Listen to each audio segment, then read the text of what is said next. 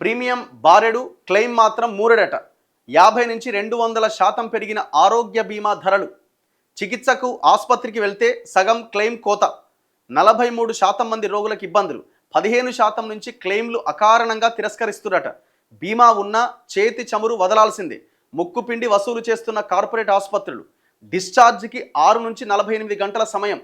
ధీమా ఇవ్వని ప్రైవేటు ఆరోగ్య బీమా సర్వేలో వెల్లడి. రీసెంట్గా కూడా మేము ఈ స్టార్ హెల్త్కి సంబంధించిన పేషెంట్స్ ఆరోగ్య బీమా కలిగి ఉన్న ఇన్సూరెన్స్ కలిగి ఉన్న పేషెంట్స్ హాస్పిటల్స్ నుంచి ఫోన్లు వస్తే మేము వెళ్ళి ఒక 2-3 రిపోర్ట్ చేయడం జరిగింది.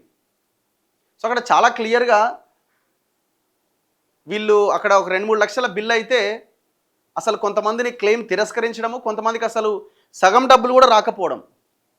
సో ఇదంతా ఈ ఇన్సూరెన్స్ కంపెనీలు కార్పొరేట్ హాస్పిటల్స్తో కుమ్మక్కైపోయి నీ పేరు తప్పుందనో, లేకపోతే నీకు రాదనో, ఇంకోటనో, మీకు ప్రీవియస్ ఇంకొక ఇది ఉన్నదనో, అది మీరు చెప్పలేదనో, రకరకాల కారణాలు పెట్టి ఆ క్లెయిమ్స్ తిరస్కరిస్తున్నారు. చాలామంది ఇన్సూరెన్స్ కోసం హాస్పిటల్స్కి వెళ్తే ఎదురవుతున్న పరిస్థితి.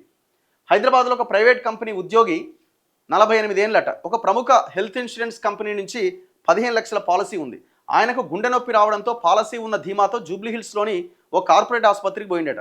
వైద్యులు పరీక్షలు చేసి గుండెకు స్టంట్ వేసిరట. ఆ తర్వాత 5,23,000 బిల్ వేసిరట.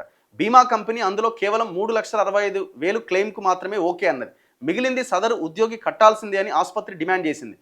చేసేదేమీ లేక చివరికి 1,00,000కు ఒప్పించి అంత మొత్తాన్ని బాధితులు చెల్లించాల్సి వచ్చింది. సో ఈ ఇన్సూరెన్స్ ఈ కంపెనీల మీద చాలా పెద్ద ఎత్తున నిఘా ఉండాల్సిన అవసరం ఉంది. ఏదైనా ఒక ఇష్యూ వచ్చినప్పుడు గవర్నమెంట్ ఇమీడియట్గా రియాక్ట్ అవ్వాలి. ప్రీమియం బారెడు, క్లెయిమ్ మాత్రం మూరెడట. 50 నుంచి 200% పెరిగిన ఆరోగ్య బీమా ధరలు. చికిత్సకు ఆసుపత్రికి వెళ్తే సగం క్లెయిమ్ కోత. 43% మంది రోగులకు ఇబ్బందులు. 15% నుంచి క్లెయిమ్లు అకారణంగా తిరస్కరిస్తురట. బీమా ఉన్నా చేతి చమురు వదలాల్సిందే. ముక్కుపిండి వసూలు చేస్తున్న కార్పొరేట్ ఆసుపత్రులు.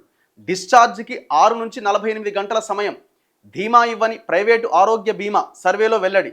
రీసెంట్గా కూడా మేము ఈ స్టార్ హెల్త్కి సంబంధించిన పేషెంట్స్ ఆరోగ్య బీమా కలిగి ఉన్న ఇన్సూరెన్స్ కలిగి ఉన్న పేషెంట్స్ హాస్పిటల్స్ నుంచి ఫోన్లు వస్తే మేము వెళ్ళి ఒక 2-3 రిపోర్ట్ చేయడం జరిగింది.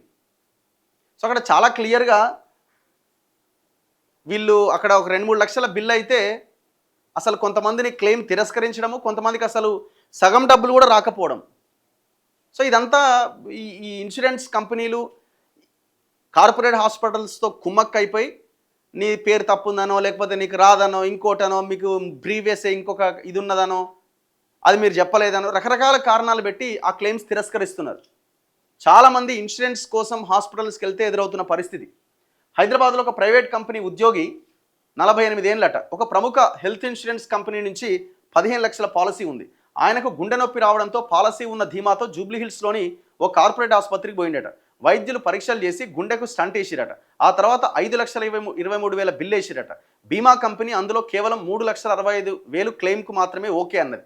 మిగిలింది సదరు ఉద్యోగి కట్టాల్సిందే అని ఆసుపత్రి డిమాండ్ చేసింది.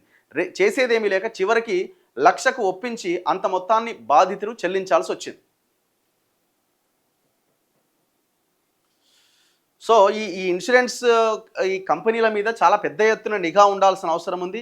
ఏదైనా ఒక ఇష్యూ వచ్చినప్పుడు గవర్నమెంట్ ఇమీడియట్గా రియాక్ట్ అవ్వాలి.